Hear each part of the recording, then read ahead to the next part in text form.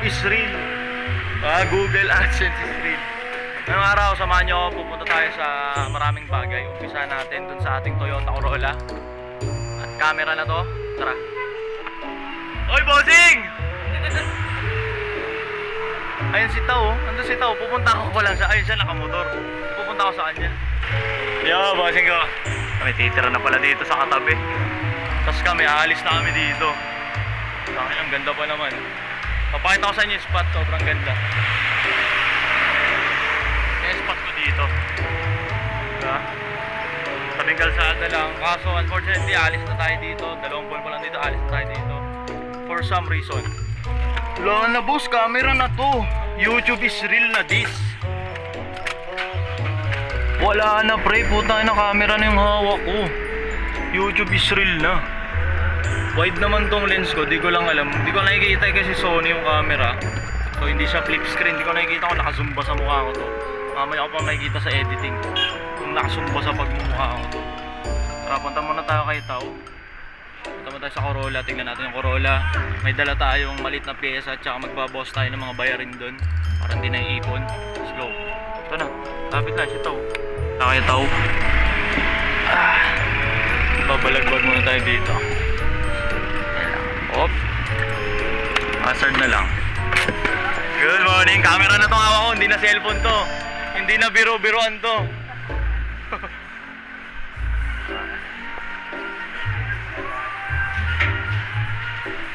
Gwapo nito. Gusto ko rin ito. Yung Gen 1 na ano. CRV. Tangina, tinabihan na. Ito yung Corolla ng may-ari. Oh. Ito Corolla ng may-ari. Ito yung sa atin. Right. May dala tayo. Asal yung kaibigan ko? Anong gwapo nito? Ano to? Strip to. Strip sagad. Ay, na-primeran na yung gitna. So, ang sablay. Sablay. Bossing ko! Camera na tong dala ko. Hindi na cellphone to. YouTube na to. YouTube. Parang si ano na to. Si South Scene na to. Ito kailangan ko. Ito yung libreng nakakabit na, di ba? Alright. Sige, sige. Tapos ito, putang ina, mali na naman yung lapad nito. Pero tingin ko magsalpak ng isa. Isa lang. Hindi, mag-okay na namin ito. Sakay na ito. So si Bossing, sa kanya tong puti, tinabihan talaga ako para lutang na lutang yung pagkamukhang tanga nun sa akin. Ginagrinder eh, pag tingin ko nung nakaraan, ginagrinder. Kay Bossing yan. Nakasibig yan si Bossing. Nakasibig siya, di ba? Eh, nagdala ako ng small body dito. Nilabas niya yung small body niya ngayon. Babawas tayo ng mga resi-resibo kasi yung ginagawa nila dito. Pag may kailangan, ito dami yun. Resibuhan nila, tapos babayaran ko. Di ba? Bali, magbabawas muna tayo ng mga resi-resibo. Kasi wala akong alam masyado sa sakyan. Kaya ang ginagawa, pag may mga minimal sila na kailangan, hey bossing, pakiabunuhan muna. Resibuhan nyo na lang, bayaran ko. Kaya buwasan ko na itong hype na ito, bossing. Kasi ano yung ginawa nung nakaraan? Ayan eh. Yung ginawa nung nakaraan na parang bigyan mo. May sakit yung ating DJ. May ginawa nung nakaraan na may presyo parang 2K ba yung 4K. Yung mga dati kaya lang inisip ko eh.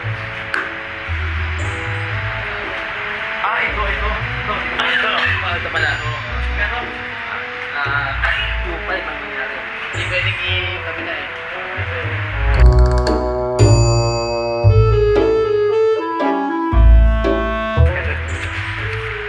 so bossing, marisi-resibo muna tsaka. Sige. Kalbi na. 7. Tapos na yung the sheet natin dito. Nag-boss-boss tayo ng mga resi-resibo. Tapos andar na to mga kailan to, bossing? Kamaandar na to. Ay, umaandar na pala to. So, ano na lang hinihintay yung preno? Okay, sige. Saan yun? Missionin ko to ngayong araw. Sana ba? Tapos na yung mission natin dito. Ganda FD. Hanapin natin tong pyesa na to ngayong araw. Yo! Tayo lang. Pipiyok eh. At tapos na tayo dito ngayon kay Bossing, kay Tao. May mission na natin tong pyesa na to. Yung parang sa preno yan. Takbo muna tayo sa Pampalay. Punta tayo doon sa shop ng The Pangit Types Matter. Basta tara. Bibili muna tayo ng kape natin dito sa Sabano. Alas 11 na pala. Kaya para palang kaya pala parang nanginginig yung katawan ko na ewan, parang di ako komportable. Hindi pa nga pala ako nagkakape. Alright. Sarap yung kape dito par, yung sa Sabano. Kung mailigay sa mga black lang. Yun yung ice americano. With extra shot ng muscovado. Yung muscovado na yun, asukal na pula. Di ba may asukal na puti, may asukal na segunda, may asukal na pula. Yung asukal na pula, yun yung parang nilalagay sa biko. Yung brown na brown yun, kaya sarap nun. Madumi yun, pero mas masarap yun kaysa doon sa white sugar. Sa Sabano. Alright na, nakuha na natin ang ating kape. Papunta na tayo doon sa aking magiging physical store soon pag pumaldo at naisaayos natin yun. May mga kalahating oras din nating tatakbuhin papunta doon. So kwentuhan muna tayo. Pag-usapan natin, sobrang init this year. Live stream Sugal Era. Alright, live stream Sugal Era, sa madaling sabi, yung mga sikat na live streamer hindi nalaro yung nila-live stream nila, sugal na. May mga influencer din, hindi lang basta streamer. May mga influencer din na nag-dive in na sa ganon, yung pagla-live stream ng sugal. Diba? Ultimo yung mga malalaki talaga, like for example sila Chooks, sila Ako si Doggy, sila Hypebeats, diba? Hindi na sila nagla-live stream ng laro, nagla-live stream sila sugal. Diba? Ngayon ultimo mga influencer na hindi naman streamer, nag-stream ng sugal. Ako din, like for example ako din. Nag-live stream na rin ako ng sugal, pero hindi naman lingid sa kalaman ng mga nanonood talaga sa akin. Never ako naging against naman sa sugal. Diba? Never ako naging against sa sugal. Ngayon ang sinasabi nila, against daw ako sa sugal kasi tinitira ko sila rin doon before, yung doon sa Sabong International. Diba? Kasi ang sabi ko doon, pinagsasabong nila rin doon ng Sabong International yung mga kapatid natin Bisaya ilalaban sa kung sinong influencer dito. Like for example, si Boy Ganto ganyan, inilaban kay Jonah ng boxing o kaya basketball. Diba? Pinupuna ko lang yung ginagawa nila na pinagsasabong nila yung tao. Pero tangina, never ko sinabi na against ako sa sugal. Kasi ako mismo off-cam po, tangina umi-scatter ho ako. At eto nga, parang kagabi, parang ika-15th, ika-15 araw ko ng pagla-livestream ng sugal. Bakit nagla-livestream or bakit nagpo-promote ng sugal ang isang public figure or ang isang social media influencer? Bakit? Tayo na real talk na syempre. Dahil sa pera. Dahil sa pera, magpapakatoto tayo dito. Ako nagpo-promote ng sugal dahil sa pera. Diba? Before, ang dami kong pinopromote na sugal. Check ko ang may-ari. Ang kinaganda ngayon, yung pinopromote namin yun, Pinoy na yung may-ari. Pangalawa, papilado. Regulated na siya. Diba? Kaya safe na safe. Ngayon, bakit nagpo-promote ang influencer ng sugal? Dahil sa pera. Dahil ako na nagsasabi sa inyo, kung yung sahod lang itself sa Facebook ang aasahan, putang ina, hindi ganun maibibili ng sasakyan. Diba? Hindi ganun maipapakain sa masarap. Real talk yan. Real talk. Ito kaya ako nakabili ng pickup. PHL win to eh. Casino money ho to. Diba? Kung isa kang influencer, isa kang public figure, isa kang content creator, ang aasahan mo lang sahod sa Facebook, putang ina nga ka. Paghuhukom na, hindi ka pa nakaranas ng masarap na buhay. Diba? Ngayon maraming content creator, maraming malilinis na logical na content creator sa Facebook. Ang putang ina, pinupuna yung mga kagaya namin na nagpo-promote ng sugal. Nagalit sila. Hindi na, ako basta tumagan sila, basta ako hindi ko na kailangan mag-promote ng sugal. Ayokong makasira ng buhay ng kababayan ko. Hindi ko naman kailangan mag-promote ng sugal eh. Basta ginagawa ko yung passion ko, okay na yun. Bakit naman sila idol kong TV? Bakit naman yung Team Fireman hindi nagpo-promote ng sugal? Tangina, tapos kagabi si Juniboy tsaka si Bossing nag-promote ng sugal. Tangina mo, paano ka na? Diba? Paano na yung prinsipyo mo? Putang, nasik pa yung sipon ko. Paano na yung prinsipyo mo pinangangalagaan? Diba? Yung reference mo sa buhay, yung idol mo, nabukang bibig mo, bakit sila Kong, bakit yung Team Payaman hindi nagpo-promote ng sugal? So ako din, di rin ako magpo-promote kasi para di kami makasira ng buhay, nag-promote ng sugal kagabi. Nga. Tapos Juniper tsaka si Bossing nagla-livestream ng no? Ng Sugar Rush. Pahinga ka na, yung may 3 tokmol dyan sa internet na bukang bibig nila na hindi ako magpo-promote ng sugal. Ayoko makasira ng buhay ng kababayan ko. Leche. Diba? Inggit na yan eh. Sure ako inggit na yan. Gumanon pa yung isaw, sabi ng isaw. Sad boy yung isa, tangina nun, sad boy. Sabi nyo, ganito lang ako, ganito lang yung bahay namin, hindi kagaya ng mga influencer na nagpo-promote ng sugal. Kasi kung in terms ng pagpapayaman, lugi talaga kami doon. Tangina mo, bakit lugi ka? Sa madaling sabi, nakikipagkompetensya ka pala ng pasarapan ng buhay at payamanan sa mga kapwa mo content creator. Tangina, may sayad ka pala eh. Ayaw mo mag-promote ng sugal, tas ayaw mong manahimik. Ayaw mong manahimik, puna ka ng puna dun sa mga nagpo-promote. Inaano ka ba namin? Kupa lang puta. Bang bibigyan, di ako magpo-promote ng sugal, di ako ayoko makasira ng buhay ng tao. Nakaka-impluwensya ka tuloy. Tangina, may million followers yun eh. Ang dami tuloy, nagiging tukmol na mga tao. Kaya mag-promote ng sugal, sisirain nyo yung buhay ng mga kababayan nyo. Inang-ina mo, si Lebron nga, ang laki-laki ng billboard sa Guadalupe. Si Ivana, ang laki-laki ng billboard sa EDSA. Po-promote ng sugal eh. Tapos ikaw na mahinang nila lang, hindi ka nagpo-promote. Tangina yung pagpo-promote ng sugal, kahit mag-livestream kami dito, kahit lumuwa yung mata namin, kaka-livestream ng pagpo-promote ng sugal, di kami makakasira ng buhay, gago. Bilang isang tao, isang malaking katangahan yun. Nakakahayaan mong maapektuhan yung decision making mo at pamumuhay based sa kung sino yung nakapaligid sa'yo. Isisisi mo yung kapalpakan ng buhay mo sa mga nakapaligid sa'yo. Kasi ganito sila, kaya ganito kayo ulul, may sarili kang desisyon. What more pa, yung isisisi mo yung kapalpakan mo sa buhay dahil lang may napanood kang nagla-livestream. Di ba? Kung sa tingin mo, tinitindigan mo na yung pagla-livestream nakakasira ng buhay, baka masira namin yung buhay mo, tangina, edi ang solusyon, i-scroll up ka lang. Di ba? Kung ititindig mo na yung pagla-livestream namin ng sugal, makakasira ng buhay mo, tangina mo, mag-scroll up ka. Isipin mo, ang simple lang ng solusyon sa problema mo. Nagagalit ka sa amin kasi posible ka mo na masira namin yung buhay mo dahil nagla-livestream ka ng sugal, kami ng sugal. Tangina mo, edi mag-scroll up kang bobo ka. Mag-scroll up ka lang, ganun lang kasimple. Unfollow mo kami. Ganun lang kasimple. Di ba? Eto lagi niyong tatandaan, huwag niyong isisisi sa nakapaligid sa inyo kung anong kakainat na ng buhay niyo. Take full control, take full responsibility. Kaya marami sa Pilipino ang nahihirapan mag-progress kasi putang ina, sinisisi mo ng sinisisi sa kung sino. Lagi ka naghahanap ng masisisi sa mga nangyayari sa'yo sa araw-araw. Tangina, kami ba yung, kunyari influencer na nagpo-promote ng sugal, kami ba yung may control sa pera mo? Di ba? Tinututukan ka ba namin ng jungle ball? O tangina mo, mag-cash in ka, maglaro ka dito, samahan mo ko. Hindi, ikaw ang may sariling desisyon. Hawak mo buhay mo.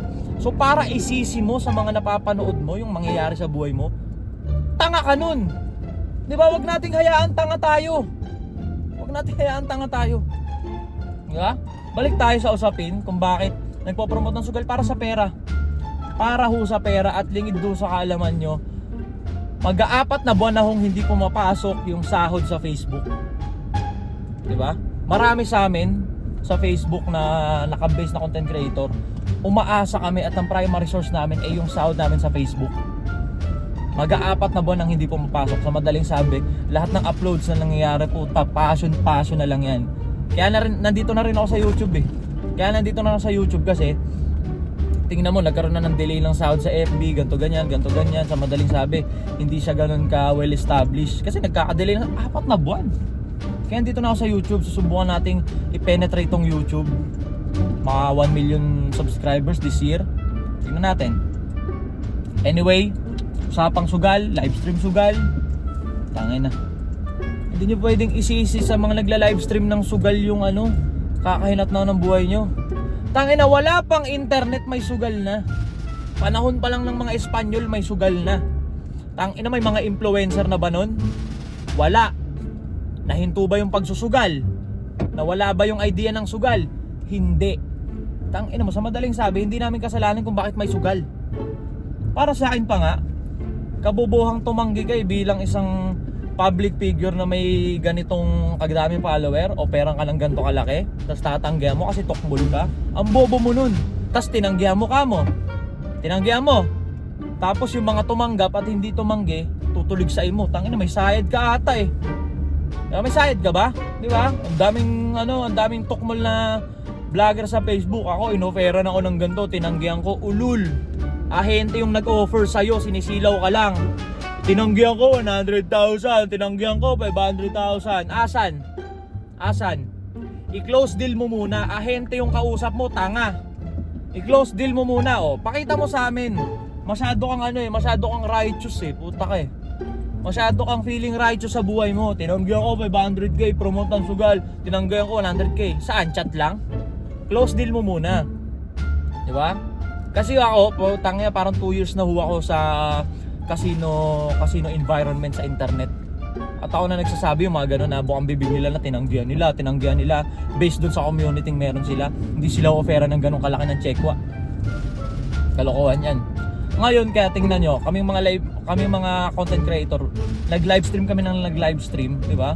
Ang tigas na ng mukha namin na i-live, hindi lang basta dinudugtong sa dulo ng mga content, nilalive na namin. Dahil lumabas na si Primo papelado, si Primo Pinoy yung may-ari, hindi checkwa. Kaya kampante kami, na-save yung page namin dun, na nagpo-promote kami ng laruan na hindi illegal kasi papelado ho tas Pinoy may-ari.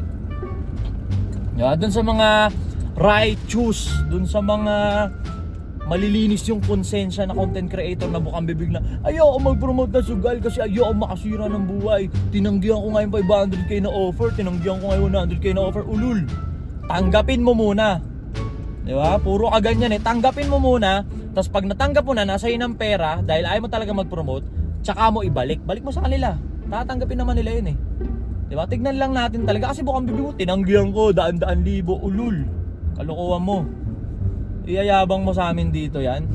Hanggat wala sa'yo yung pera, hindi sa'yo yan, hindi counted yan. Masyado ang righteous. Diba? Nakakatawa yung yun, may napapanood ako na ganun, okay naman yun before. Kaso na ito, nung may mga nag-livestream ng sugal, ayaw na, hindi na tumitigil yung bunganga nung loko na yun. Ayaw kong i-drop name eh. Ayaw kong i-drop name pero yun, classes na pangit din yun. Taga Bicol. Tapos yung isa naman, parang konyo-konyo type shit na feeling relevant ewan. Feeling main character na siya lagi yung tama. Bukang bibig nila yan. Ayaw mag-promote ng sugal kasi ayaw makasira ng buhay. Putang ina mo. Kupal. Tapos magpapaawa kayo. Kung ikukumpara kasi, lugi kami sa payamanan dun sa mga nagpo-promote ng sugal. Tapos kinukumpare mo, tokmol.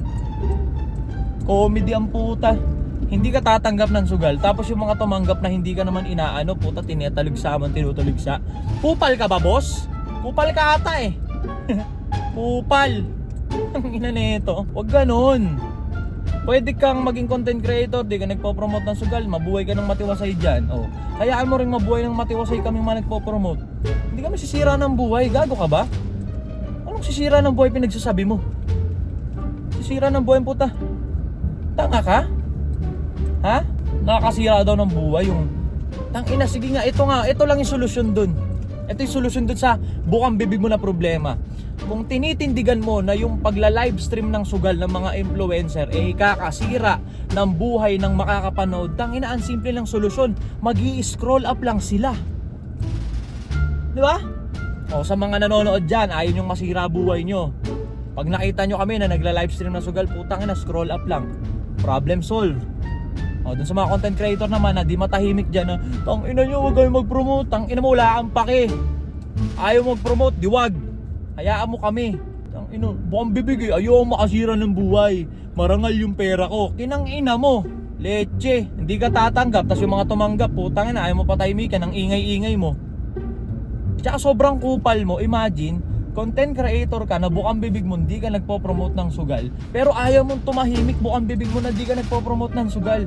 Tangina, hindi ka nga nag-promote ng sugal, yung clout na nakukuha mo naman sa paulit-ulit mo na pagsabi na hindi ka nagpo-promote ng sugal, sa madaling sabi, kumikita ka rin sa idea ng sugal. Hindi ka nagpo-promote eh. Kaso nagkaka-million views ka lang pag pinapangalandakan mo hindi ka nagpo-promote. Tangina. Diba? Wala kang views eh, nagkaka-views ka lang pag sinasabi mo di ako nagpo-promote ng sugal, ayaw makasira ng buhay. Tangina, kina-cloud chase mo.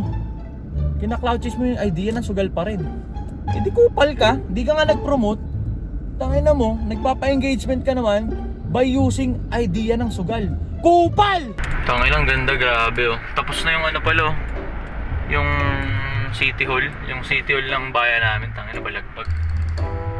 Ganda gago, no? Polog talaga. Diba? Saka na sa politics, simple lang eh. Simple lang pre. lahat naman yan may hidden agenda eh. Ngayon, pili ka na lang sino yung may hidden agenda na at the same time, may gagawin pa rin para sa bayan. Wala lang, nabanggit ko lang, ang ganda eh.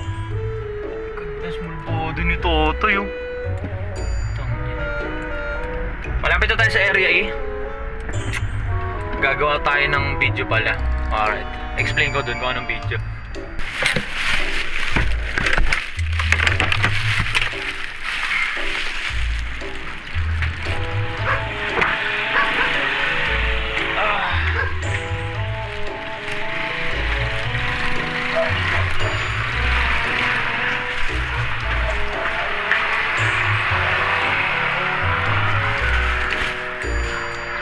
Naiiyak ako, putang ina.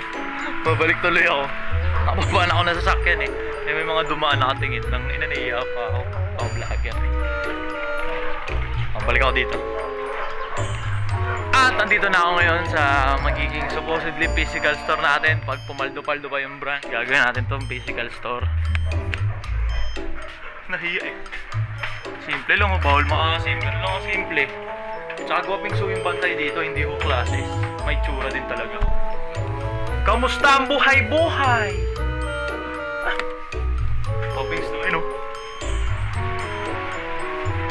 Lady mo man sa bakit? Ang alas natin pa wala pa sa isipan ko na strict ang parents ko. Ano yung may waybill na yun, Pao? Hindi pa napipick up. Alright. Detailed shot! Wow, wow, wow! Ito yung isa sa mga putangin na problema sa pag nagka-cup game ka dito sa Pilipinas. Sa shipping syempre, yung return. Kasi tayo hindi mo alam kung buo pa yung cup. Moment of truth. Moment of truth kung buhay pa. Putang ina mo. Box pa. Alright, buo pa. Pag may mga return kasi, buhay pa.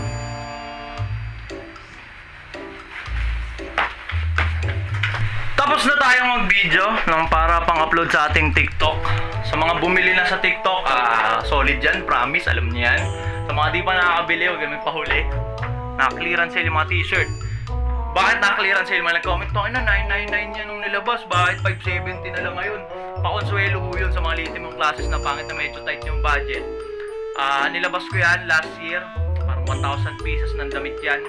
1,2, 1,8 ata, parang ganun. Nagpa-clearance sale ako kasi pumaldo naman ako via Instagram at sa Facebook, di ba? Pakonsuelo sa walang sawang support sa mga litimong classes na pangit. Binagsak presyo ko yan para ma-avail nyo ng maayos. Pero legit, lugi na ho ako dyan. Lugi ako sa damit, pero sa engagement sa Facebook, okay naman. Kaya magbigayan lang tayo, di ba? Bigayan lang tayo. Punta muna tayo dito sa bahay ng tiya ko. Dito yung nanay ko, dito yung mga kapatid ko.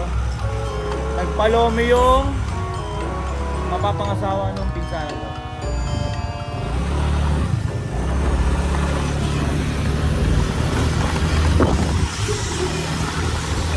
Di ako nag-helmet, di naman lalabas sa National Highway.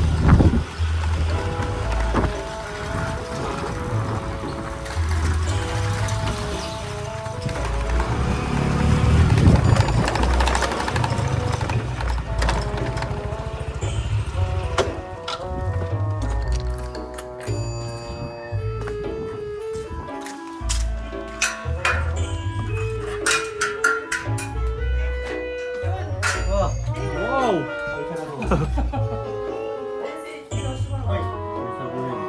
Grabe yun. Ay! Wala sa hog. Ay, si mama. Ang aking tiyo. Ito ang aking tiya. Ito ang aking pinsanan. Ito ang kanyang mapapangasawa na taga Batangas kaya naglomi. Jewel! Ano? Subukan mo siya. We! Orte mo, bangs-bangs ka pa. Overload na lomi. Ay, sa Michelle. Iba yung kare-kare may tingnan mata. Kare-kare Batangas? Gusto mo na mag-plan? Rio lang. Kaldereta yun, yung kaldereta nila, walang tomato sauce.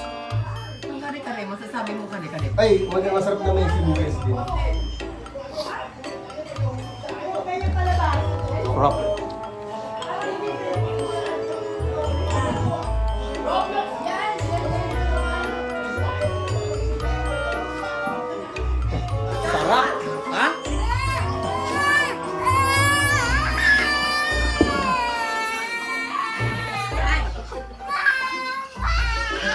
Aping-ape! At tapos na yung mga pinaggagawa natin dito sa area eh. Solid daw! Woo! Chuchat.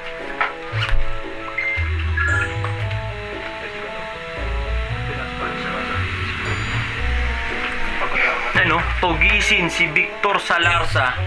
Ilalike, comment, and subscribe. Malaki pa natin ito sa ngalan na Study First. Wala pa sa isipan ko yan. At stricto ang parents ko. Pangit mga kami sa paningin nyo. Kami naman ang dahilan kung bakit may mga gwapings na kagaya nito. Wala kami mga pangit. Wala kayong pagkukumparahan. Eh!